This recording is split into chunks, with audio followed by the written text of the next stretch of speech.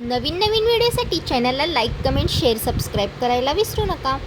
नमस्कार विद्यार्थी मित्रांनो, नर्सिंग नोट्समध्ये आपले स्वागत आहे. तर आजच्या व्हिडिओमध्ये आपण बघणार आहोत बर्न मॅनेजमेंट आणि त्यामध्ये बघणार आहोत रूल 9. तर बर्न मॅनेजमेंटमध्ये बघा, रूल ऑफ 9 हा रुग्णाच्या शरीराचा किती टक्के भाग हा भाजलेला आहे, म्हणजे टोटल बॉडी सरफेस एरिया, त्यालाच TBSA असे म्हटले जाते. हे वेगाने मोजण्यासाठी वापरला जाणारा एक अत्यंत महत्त्वाचा फॉर्म्युला आहे.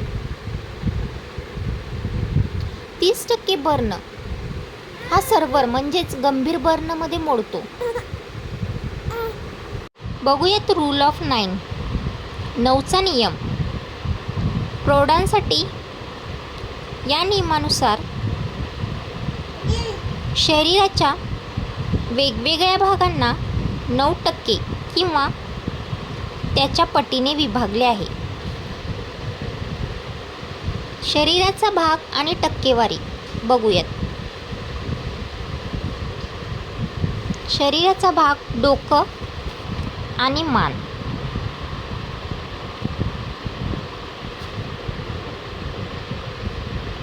हे 9%, 4.5 पुढे आणि 4.5 मागे असे विभागले आहे. छाती आणि पोट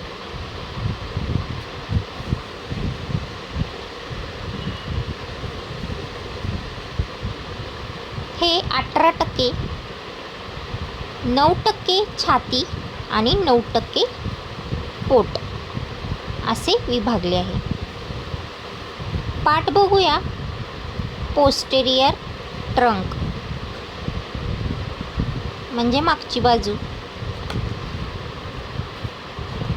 18%, यामध्ये वरची पाठ 9% आणि खालची पाठ 9% अशी विभागली आहे. दोन्ही हात बोथ आर्म्स हे 18%, म्हणजेच प्रत्येकी 9%,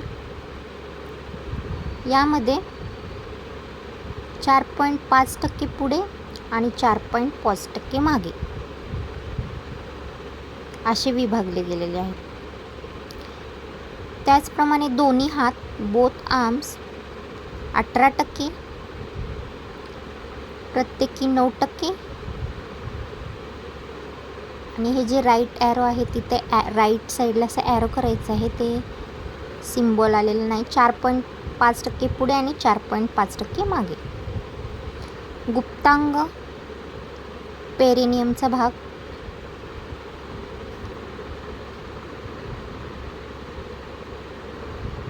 तो 1%. अशीच झाली टोटल 100%.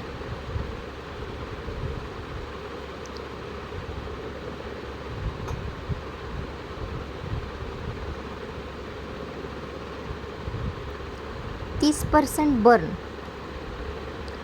यामध्ये नर्सिंग केअर आणि मॅनेजमेंट.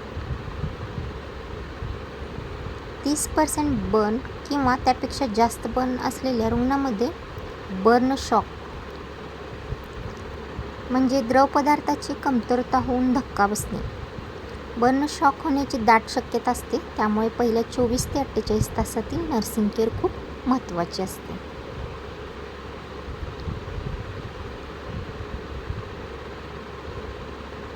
त्यामध्ये बघा, एअरवे आणि ब्रीदिंग अँड सर्क्युलेशन, ABC असं लक्षात ठेवायचं शॉर्टमध्ये. एअरवे, जर चेहरा किंवा छाती भाजली असेल तर रुग्णाचा श्वास गुदमरू शकतो. इन्हेलेशन जरुरी असते, त्यामुळे ते तपासावे लागतात. गरज पडल्यास 100% ऑक्सिजन द्यावा लागतो किंवा इंट्युबेशनची तयारी ठेवावी लागते. सर्क्युलेशन, ताबडतोब 2 मोठ्या मापाचे IV कॅन्युला रुग्णाला लावावा. त्यानंतर आहे फ्लूइड रिसुसिटेशन, म्हणजे द्रव पदार्थांची पूर्तता करण्यासाठी केला जाणारा उपचार म्हणजे रिसुसिटेशन. त्वचा भाजल्यामुळे शरीरातील पाणी खूप वेगाने कमी होते.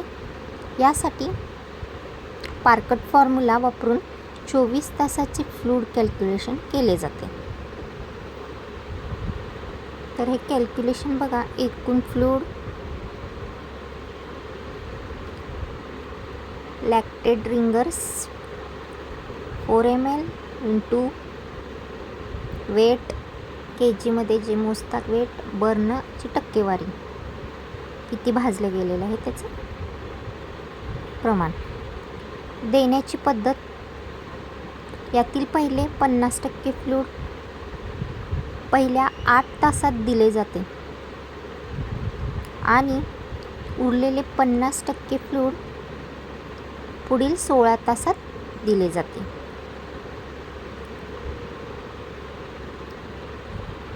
देण्याची पद्धत, यातील पहिले 50% फ्लूइड पहिल्या 8 तासात दिले जाते आणि उरलेले 50% फ्लूइड पुढील 16 तासात दिले जाते. हे रिपीट झालेलं आहे. नंतर आहे मॉनिटरिंग, रुग्णावर लक्ष ठेवणे. त्यानंतर युरिनरी आउटपुट, म्हणजे रुग्णाला काय ठेवावं लागतं, तर युरिनरी आउटपुट बघावं लागतो. फ्लूइड थेरपी योग्य सुरू आहे की नाही हे पाहण्यासाठी कॅथेटर लावून दर तासाला लघवी मोजणे आवश्यक असते. प्रौढामध्ये ते कमीत कमी 30 ते 50 ml त्याचे प्रमाण असले पाहिजे. तर व्हायटल साईन बघूयात. दर तासाला BP, पल्स रेट,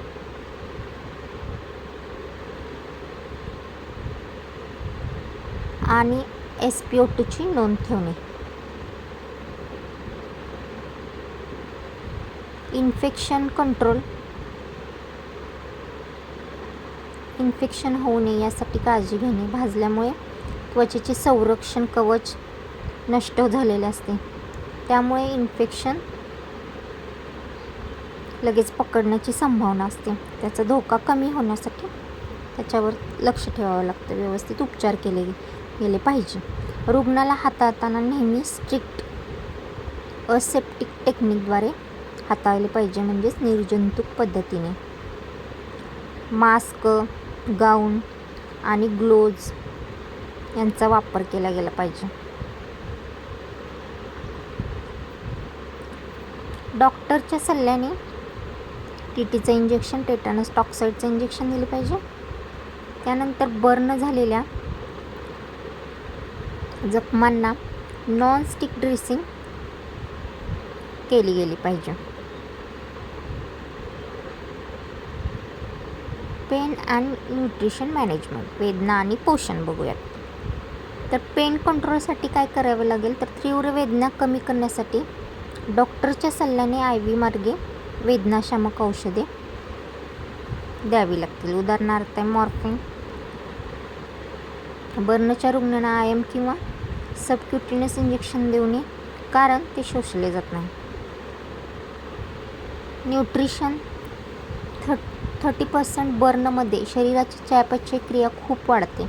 रुग्णाला हाय प्रोटीन आणि हाय कॅलरी आहार द्यावा लागतो. गरज भासल्यास राईस ट्यूबद्वारे फीडिंग सुरू करावे लागते.